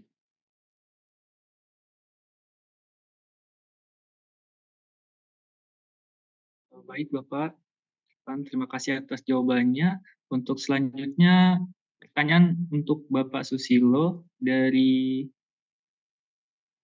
Farah Anggun Saputri, izin bertanya untuk Bapak Susilo, apakah ada potensi aplikasi bioakustik di bidang lain selain konservasi, misalnya dalam perikanan atau ilmu kelautan gitu? Terima kasih. Oh iya, ya terima kasih itu menarik. Jadi justru itu yang kalau di terestrial itu kan teman-teman banyak bekerja di situ. Justru kalau di kita itu pengalaman saya bekerja dengan dari angkatan laut itu banyak yang ruang kosong ya. Potensi untuk perikanan, untuk apa namanya military defense, untuk mendeteksi kalau di NTT di daerah Lamalera itu kan kehadiran paus ya. Jadi paus itu kan migrasinya dari Australia Barat sampai ke Banda dan dia akan melewati kawasan-kawasan di sela-sela Nusa Tenggara Timur itu. Nah, itu menarik karena berkaitan dengan alki, lalu lintas apa kapal yang alki 3. Yang paling padat itu kan sebetulnya daerah Lampung ini. Itu kan alki 1 ya. Dan alki 1 itu kan sangat noisy, sangat traffic banget sehingga itu salah satu menjadi isu. Tapi sampai sekarang belum banyak orang mengangkat isu tentang soundscape di perairan ya. Apalagi terkait dengan wildlife, dolphin, whale yang bisa terganggu oleh noise-nya kawasan tersebut. Terus kemudian suara itu, sinyal suara itu bisa digunakan untuk mendeteksi schooling apa namanya ikan kan. Kalau teman-teman dari perikanan itu, perikanan laut lepas itu, dia mendeteksinya dari situ. Dan itu peralatannya memang cukup beragam itu. Waktu di kapal riset angkatan laut itu dia bisa mendeteksi kolom plankton. Itu dengan frekuensi tertentu itu bisa deteksi kolom plankton. Kalau kedeteksi kolom plankton kan kemungkinan nanti schooling ikan akan masuk ke kawasan itu. Nanti kita memastikannya dengan sinyal frekuensi tertentu lagi. Karena masing-masing frekuensi akustik itu memiliki karakter bisa nembus sampai kedalaman berapa, bisa untuk mendeteksi jeluk yang dalam atau dasar laut ataukah mendeteksi kawanan ikan itu bisa. Nah, seperti itu. Kemudian ada lagi saya dulu diminta untuk bergabung tapi agak rumit ya. Itu apakah akustik itu bisa berperan, jadi sinyal akustik itu bisa berperan di dalam apa namanya waktu itu lobster, jadi kehadiran lobster. Meskipun saya tidak bisa menjawab untuk hal itu, tetapi itu teman-teman dari perikanan mempertanyakan itu dan ada fenomena alam yang berkaitan dengan vibrasi kan, itu sebetulnya kan vibrasi ya. Jadi vibrasi di kawasan perikanan itu apakah ada nilai negatif atau positif terkait dengan kehadiran atau ketidakhadiran dari satu satwa gitu. Saya pikir itu perlu diteliti dan itu menarik menurut saya. Itu Mas Muhammad. Baik Bapak, terima kasih. Untuk pertanyaan selanjutnya dari Deodri dari Sarindata Itera. Untuk Bapak Susilo, izin bertanya, adakah aplikasi bioakustik yang dapat diterapkan dalam medis seperti penggunaan suara untuk memantau kesehatan manusia atau hewan gitu Pak? Mas Irfan ada nggak ini? Jadi, memantau kesehatan hewan atau saya pikir memantau kesehatan itu kan ranah dokter hewan atau dokter manusia gitu ya dengan stetoskop itu. Tetapi kalau kita bicara yang umum aja, mmm, secara fisiologis ya, contoh paling sederhana itu adalah, mmm, kesehatan lingkungan lah. Tadi kan saya menjelaskan tentang, soundscape, gitu ya. Apakah, suatu kawasan ini nature atau suatu kawasan yang alami atau by design atau kawasan yang mulai berubah gitu ya. Itu bisa dari nanti ada indeks akustik yang bisa dihitung, berbasis data-data akustik. Kalau, mmm, kalau per individu, kesehatan individu itu paling tidak yang teman-teman dari kedokteran hewan yang tadi saya cerita itu, kaitannya dengan kualitas kicauan. Nah itu dia, kualitas kicauan. Jadi itu terutama kicomania ya, para para penggemar kicomania itu memanfaatkan banget dengan data itu. Kicauan yang sering dilakukan, yang lantang, itu kan menunjukkan vitalitas dari individu tersebut. Sehingga dia berpotensi menjadi burung juara.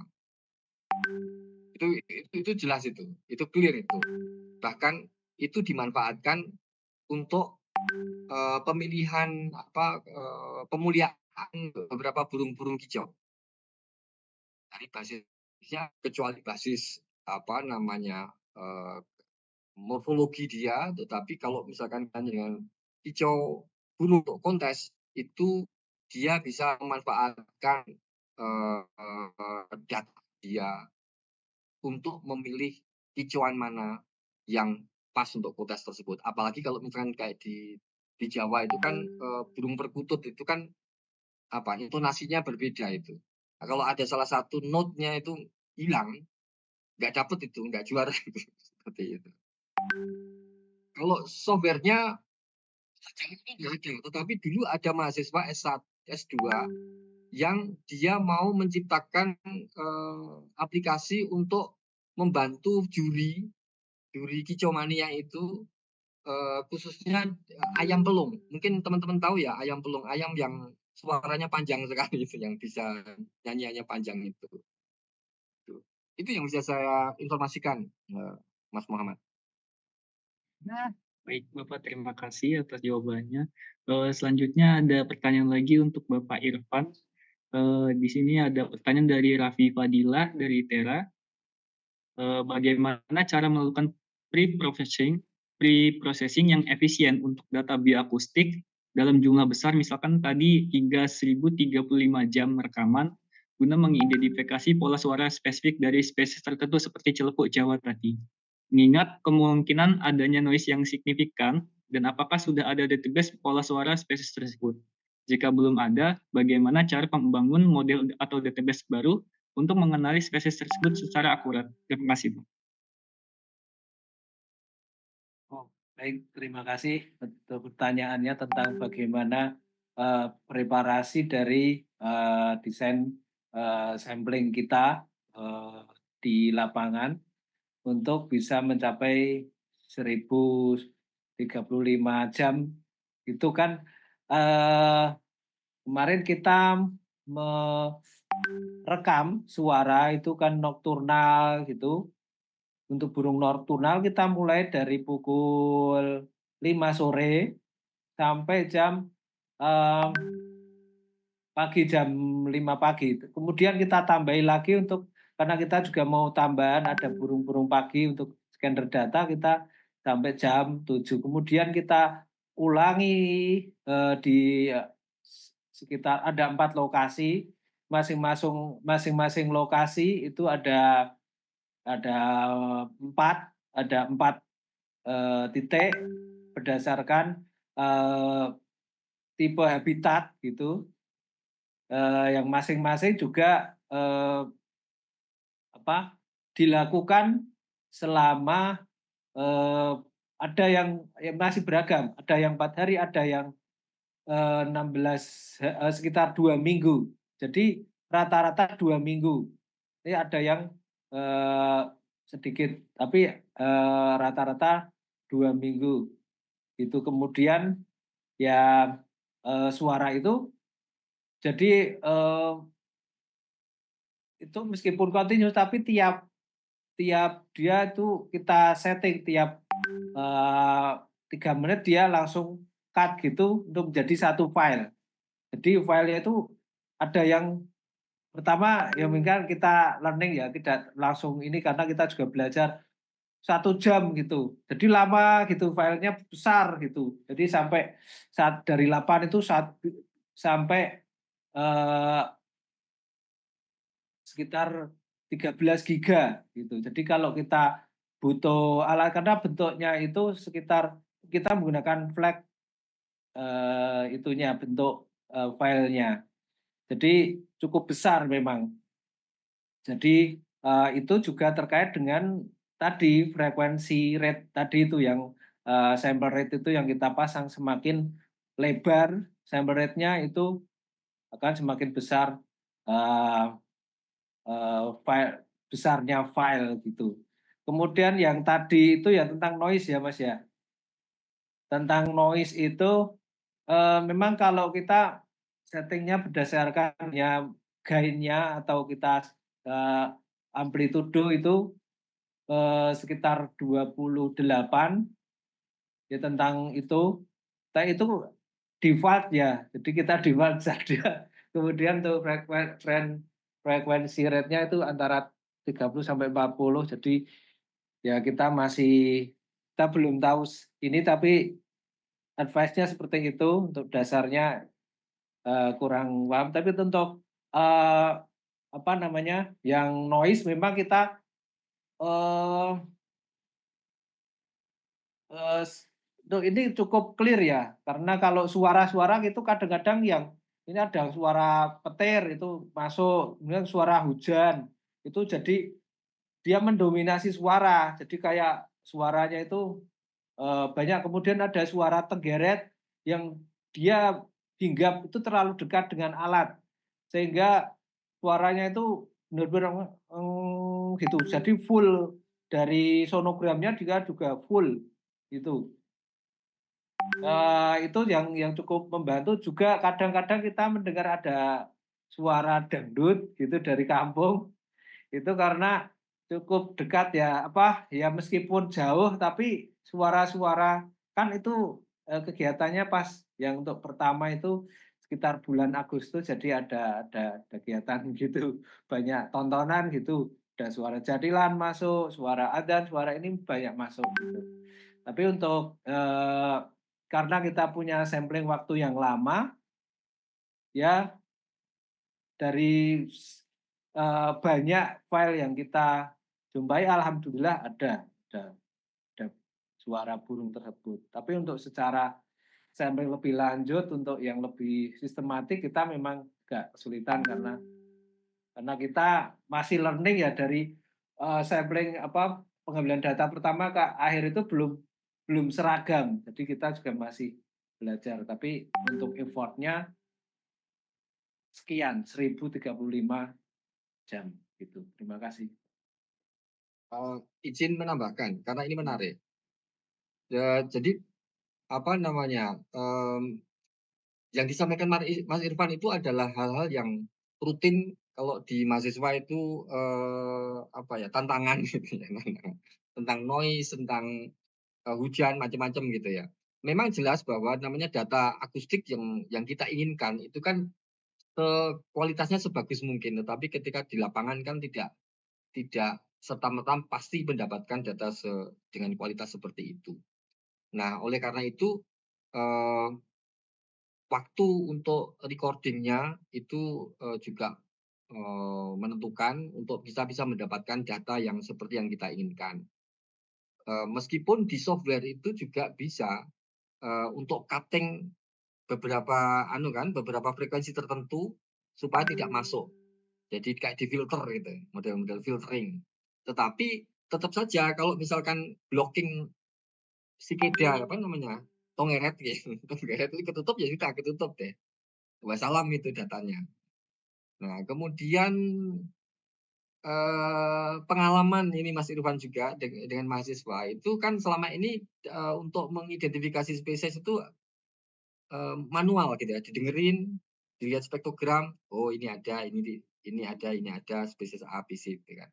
Tapi kalau nggak salah yang Mas Irfan dan teman-teman dari Cornell University itu kan mengembangkan aplikasi kalau nggak salah berbayar, namanya Kaleidoskop. Nah, kebetulan Mas Irfan kan punya anu, channel ke, Cornell University. Itu salah satu aplikasi yang menarik karena dia kalau nggak salah itu scanning data akustik yang dimiliki, kemudian tetapi harus diajarin dulu. Jadi dia kayak artificial intelligence. Jadi harus ada sekian banyak data akustik spesies tertentu yang dimasukkan terlebih dahulu sampai mesinnya itu mengenal banget bahwa pola yang seperti itu adalah pola spesies, misalkan, burung hantu Jawa tadi. Sehingga data yang sekian jam, ribuan jam bahkan kalau misalkan datanya itu tahunan, itu akan dideteksi sama, aplikasi tersebut. Seingat saya namanya Kaleidoskop. Dan itu sebetulnya tantangan karena saya pernah Mas Irfan dan teman-teman, saya pernah membantu teman fisika. Dia minta data akustik spesies tertentu sampai ribuan. Loh kok ribuan? Iya Pak, karena supaya mesinnya pinter. Dia bilang gitu. Dan itu saya pikir menarik buat teman-teman di Fakultas Sains ya ini. Kan ini bukan wilayah biologi saja, tapi wilayah fisika yang bisa mengembangkan aplikasi-aplikasi atau alat. Saya pikir itu target saya. Baik, untuk Pak Sulsel dan Pak Irfan, terima kasih. Mungkin satu lagi pertanyaan gitu Pak, kalau terakhir sesi pertanyaan. Ada pertanyaan dari David Aditya dari Prodi Rekayasa Kehutanan. Izin bertanya, sepengetahuan saya ada beberapa spesies burung yang dapat meniru suara burung lain. Jika di suatu kasus terekam suara burung yang sedang meniru suara burung lain gitu, bagaimana cara mengidentifikasinya, Pak? Terima kasih. Mas Irfan ini. Kalau burung ya, Kalau burung, ya. karena burung itu juga peniru ya, ada banyak burung yang peniru biasanya untuk paserin dan sebagainya. Itu memang agak kesulitan untuk membedakan, tapi akan kelihatan di sonogram, mungkin akan kelihatan dari bentuknya atau frekuensinya itu akan berbeda karena meniru itu juga tidak identik ya. Kemungkinan juga masih bisa di ini. Itu tergantung juga database-nya ya. Kalau database-nya itu juga kita harus dapat, kita kan kalau identifikasi juga kalau kita udah mengenal oke, tapi kalau bagus kita buat database tadi harus benar-benar burung yang alam, yang itu di Senokanto itu biasanya burung-burung yang alam gitu sudah ada karena diambil memang dari alam. Nah, kalau yang burung-burung yang sudah di-master itu ya mungkin ya akan itu menarik ya, tapi saya yakin itu pasti akan ada bedanya antara entah itu frekuensinya tinggi berapa, seperti tadi kalau manusia kan ada bass, bariton, ada tenor, ada sopran, mezzo-sopran seperti itu. Nah, itu juga kalau beda spesies juga kemungkinan warna suaranya juga akan berbeda. Semoga nanti coba itu menarik juga kalau kita cek bagaimana sonogramnya itu dan dalam sonogram itu kalau kita anotasi ya di tabel itu kan ada spesifikasi dari frekuensinya, dari desibelnya, dari macam-macam itu ada angkanya. Nah, itu bisa kita lihat. Mungkin pakai statistik ya dari sekian ratus suara kemudian ini terus kita bandingkan, itu menarik. Terima kasih. Mungkin itu saja yang saya. Baik, terima kasih untuk Bapak Irfan dan Bapak Susilo. Selanjutnya kita akan mau masuk telah sampai di penghujung acara. Sebelum kita menutup, izinkan saya menyampaikan kesimpulan dari materi yang telah dipaparkan oleh kedua narasumber, yaitu ada bioakustik, pengenalan bioakustik untuk riset lapangan, di mana bioakustik bisa digunakan sebagai keragaman jenis vertebrata dan insekta, dan bioakustik bisa digunakan sebagai respon terhadap pertumbuhan lingkungan. Adapun tantangan-tantangan yang bioakustik ini ada vertebrata, insekta bersuara untuk berkomunikasi dan respon lingkungan, spesies target yang sulit terdeteksi, populasi yang sangat kecil, keterbatasan waktu dan kemampuan deteksi, dan di lapangan sering mendengar suara daripada wujudnya. Lalu ada macam-macam metode yang digunakan dalam bidang bioakustik ini. Yang pertama itu passive acoustic monitoring atau PAM, di mana metode ini memasang perekam suara atau pasif menggunakan akustik recording device dalam waktu yang lama. Adapun yang bisa digunakan dalam bentuk software yaitu ada aplikasi Raven dan Audacity. Lalu ada macam-macam sampling yang digunakan yaitu single point, terus random sampling, transect, dan grid sampling. Lalu ada kelebihan dan kekurangan dari pemakaian metode passive acoustic monitoring. Yang pertama itu sedikit gangguan ke alam. Lalu kedua, cover waktu yang lama. Yang ketiga itu deteksi suara 360 derajat. Lalu untuk kekurangan itu ada terkadang butuh ground check yang banyak, lalu untuk butuh proses untuk menjadi data. Lalu yang ketiga, banyak pertanyaan sulit dijawab, memastikan jumlah atau posisinya. Lalu keempat, alat perekam yang hilang. Lalu untuk teknik penelitian bioakustik yang ada ekologi akustik, geofoni, biofoni, dan antroponi. Lalu ada jangkauan pendarangan suara dari setiap hewan ataupun manusia yang itu lower frekuensi atau higher frekuensi. Lalu ada sistem auditory, lalu ada anatomi produksi suara dari beberapa hewan, suara dari spektrogram. Lalu ada cabang dari bioakustik yaitu psikoakustik, diversitas bioakustik atau sistematik, dan ekoakustik soundscape. Lalu ada macam-macam mikrofon dan recorder yang digunakan dalam bioakustik. Itu saja yang bisa saya sampaikan. Demikian seluruh rangkaian acara Studium General pada hari ini. Kami ucapkan terima kasih kepada seluruh narasumber dan peserta yang telah berpartisipasi. Semoga apa yang kita dapatkan hari ini bermanfaat dan dapat diterapkan dalam kehidupan sehari-hari. Terima kasih untuk Bapak Susilo dan terima kasih untuk Bapak Irfan. Saya tutup acara pada hari ini. Wassalamualaikum warahmatullahi wabarakatuh. Salam sejahtera untuk kita semua dan sampai jumpa di acara berikutnya. Terima kasih Bapak. Terima kasih. Waalaikumsalam. Sehat selalu semuanya. Mas Baik, Pak. Irfan, Mas Muhammad. Salam buat rekan-rekan di situ. Ya.